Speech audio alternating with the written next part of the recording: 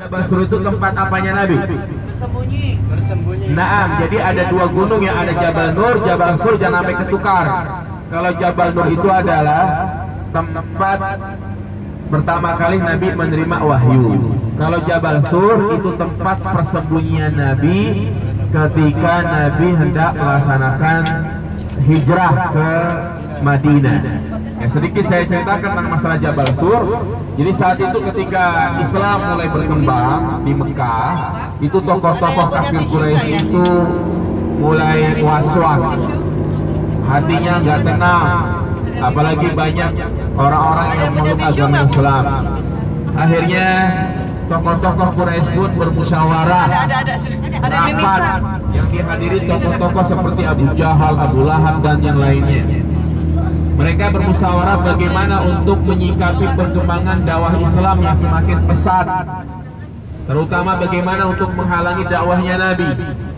Akhirnya mereka pun ada yang memberikan usulan, udah dipenjarain aja, udah diusir aja dari Mekah. Bahkan ada yang memberikan usulan untuk dibunuh. Ternyata kesepakatan merucut bahwasanya Nabi Muhammad SAW harus diapain? Dibunuh.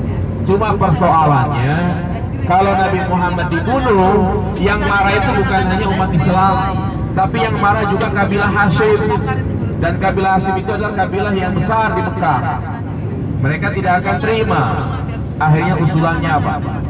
Kata mereka, kita kumpulin 100 pemuda yang semuanya nanti nikah Muhammad. Jadi itu Nabi Muhammad diapain? Dirame-ramein. Ya, mau ditikam. Maka rencana tersebut dia dikasih tahu oleh Allah Subhanahu wa taala kepada Nabi kita Muhammad sallallahu alaihi wasallam. Makanya ketika sebagian besar sahabat sudah berangkat duluan hijrah ke Madinah, tinggal Rasulullah dan Abu Bakar. Nggak mungkin Rasulullah langsung berangkat ke Madinah, pasti akan diikutin. Ya. Makanya subhanallah, ketika Nabi SAW dikepung rumahnya, udah mau dibunuh, ya, kita tahu yang menggantikan tempat tidurnya Nabi Muhammad siapa? Ali bin Abi Thalib, ya. Ali bin Abi Thalib dan Rasulullah keluar dalam keadaan aman di mana mereka tertidur, dan Nabi pun ngaurin pasir ke matanya. Makanya pas pagi-pagi mereka lihat bahwa Muhammad masih tidur. Pas mereka masuk ternyata yang di kasur siapa? Ali bin Abi Thalib. Nah, keluarlah Rasulullah dari rumah. Nah, pastikan mereka pun akan mencari-cari tahu, ya kan? Wah, Muhammad pasti udah berangkat nih ke Madinah. Nah, makanya untuk mengelabui mereka, Rasulullah dan Abu Bakar itu tidak langsung ke kota Madinah. Sembunyi dulu di Jabal Sur. Jabal Sur itu letaknya selatan dari kota Mekah. Kalau Madinah itu letaknya sebelah utara. Berarti Rasulullah dan Abu Bakar itu beliau ini dulu ya di kota di Jabal Sur, sembunyi dulu. Nah, banyak cerita tentang di Jabal Sur, diantaranya. Nah, ini di sebelah kanan kita namanya Masjid Ar-Rajhi. Ya, Masjid Ar-Rajhi itu adalah masjid orang dermawan lah di kota Mekah, ya, yang mana dia bangun masjid untuk diwakafkan untuk ibunya. Ya, jadi tadi Jabal Sur tempat persembunyian Nabi untuk hijrah ke Madinah dalam rangka untuk mengelabui usaha orang-orang kafir Quraisy yang ingin membunuh Nabi Shallallahu Alaihi Wasallam, dan Nabi pun bersembunyi di sana selama 3 hari, ya. Dan untuk makan Nabi itu dibawain oleh anaknya Abu Bakar, yaitu Asma bin Abu Bakar. Baru setelah itu Nabi berangkat melalui jalan tikus yang ditunjuki oleh Abdullah bin Uraiqid. Wallahu a'lam. Baik.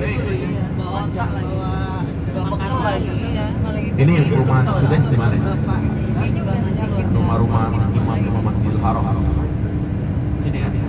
Depan, ya?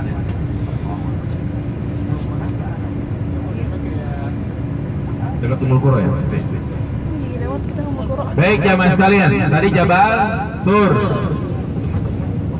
Kalau yang mau ke sono ya sendirian aja ke sono ya. Nggak ada apa-apa. Jadi ngapain ke sono? Nyampe-nyampein doang. Ya, kita lanjutkan tadi kisah Sarah sama Hajar sampai di mana tadi? Kehabisan bekal. Oh, bekalnya habis. Nah, pastinya Hajar pun berusaha untuk mencari air. Maka ya, Hajar pun naik ke bukit Sofa. Kemudian dia lihat di bukit Marwah ada air, padahal itu hanya fata morgana ya kan. Dia lari, dia turun ke Marwah, ternyata nggak ada air. Ternyata dilihat di Sofa lagi ada apa? Ada air. Nah, inilah yang menjadi cikal bakal ibadah apa ini? Sa'i. Kita mah tadi Masya Allah ya, sa'inya itu nggak terasa panas ya, cuma pegel doang. Bayangin dulu Hajar 7 kali bolak-balik. Nah, ketika Hajar sedang sa'i, sedang berlari-lari cari air, maka keluarlah air Zam-Zam di pas kakinya Nabi Ismail. Subhanallah, ini benar doanya Nabi Ibrahim. Kota yang tandus tiba-tiba keluar air. Makanya buru-buru Hajar pun membendung air tersebut, khawatir airnya itu tidak terus-terusan keluar. Ya, makanya dibendung.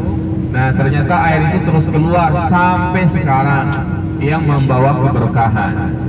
Nah, mulailah banyak kabilah-kabilah yang datang. Di antaranya adalah kabilah Jurhum. Dia melihat dari kejauhan ada burung yang terbang di sekitar tempat tersebut, berarti menunjukkan pasti itu ada air. Mereka pun datang ke tempat tersebut meminta izin kepada Hajar untuk bisa tinggal di situ. Ya, dan Hajar pun mengizinkan, tapi dengan syarat air itu adalah milik kita katanya. Kalian boleh ngambil tapi jangan memiliki. Udah mulai kabilah-kabilah berdatangan. Makanya kabilah yang pertama kali tinggal di Madinah, di Mekah adalah kabilah apa tadi? Jurhum. Kabilah Jurhum. Dan Ismail pun mulai dewasa. Ya, Ismail mulai dewasa. Mulailah Nabi Ibrahim membangun Ka'bah bersama Nabi Ismail. Makanya ada makam Ibrahim, itu adalah pijakan kaki Nabi Ibrahim. Ini sebelah kanan kita adalah perumahan-perumahan para tokoh ya. Ya, imam-imam di Masjidil Haram. Nah, ini sebelah kiri kita adalah perumahan kalau di kita mata TNI ya, Askari. Terima kasih Bu. Nah, nanti sebentar lagi kita akan melewati Ummul Qura. Baik, nah ini rumah-rumahnya tuh. Terus gitu dong rumahnya itu ya, nggak ada gentengnya ya. Iya, dan ketika dan saat itu juga Ismail pun menikah dengan seorang wanita dari kabilah Jurhum. Ada kisah yang sangat menarik ya, ketika Nabi Ibrahim berkunjung ke Mekah, karena kan tadi Nabi Ibrahim kembali ke istrinya. Siapa istrinya pertama tadi? Sarah ya kan. Nah, kemudian sampai di Mekah nyari Ismail, ternyata Nabi Ismail lagi gak ada. Ditanya sama Ibrahim ke istrinya, mana Ismail? Ismail lagi nyari duit. Kemudian gimana kehidupanmu? Kata istrinya ini, kita hidup susah, belangsak. Ngeluh dia ke siapa? Nabi Ibrahim. Akhirnya Nabi Ibrahim berpesan, nanti kalau Ismail datang, bilang palang pintunya dilepas saja. Nah, datanglah Ismail, ditanya, emang tadi siapa yang datang? Ya, ada seorang gitu kan. Apa pesan dia? Pesan dia katanya suruh lepas palang pintu. Nah, ini sebelah kanan kita ya, Ummul Qura. Bapak-bapak mau masuk kuliah di sini nggak? Udah pada ketua ya. Anaknya berharap agar bisa sekolah di sini. Ya, alhamdulillah banyak cara untuk bisa sekolah di sini di Madinah.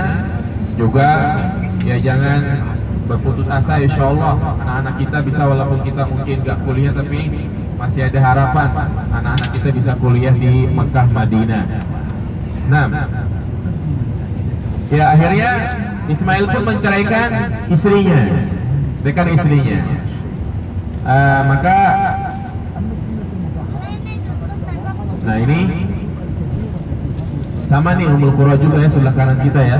Gede banget ya? Tadi mungkin kampus untuk perempuan dan ini untuk yang akhwat, apa yang ikhwan. Luas Ummul Qura itu.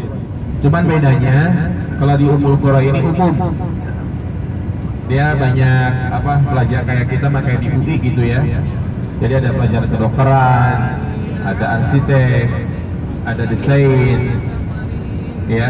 Tapi kalau di Jamiah Islamiyah itu khusus mempelajari ilmu agama, bidang akidah, dakwah. Ya, salah satu mutaif kita Ustaz Ahmad, beliau itu kuliah di Madinah semester 6 ya, dan belum menikah beliau. Nah ini sebelah kanan kita nih, Soleh luas tuh. Cuma sekarang lagi libur ya, karena libur Syawal. Nah di sini tuh kalau libur itu bukan 1 minggu 2 minggu, tapi libur bisa 3 bulan di sini tuh. Ya karena mau masuki musim haji. Nanti masuk lagi tuh di bulan Muharram. Insya Allah. Makanya sepi tuh, gak ada mahasiswa pada libur. Sampai belakang ya? Insya Allah ya. Gede banget. Nah ini kita sudah keluar dari batasan haram ya. Berarti yang dikatakan al-haram itu tadi di sana itu batasannya. Ini sekarang kita sudah keluar dari al-haram. Insya Allah kita menuju ke Arafah. Ya, menuju ke Arafah.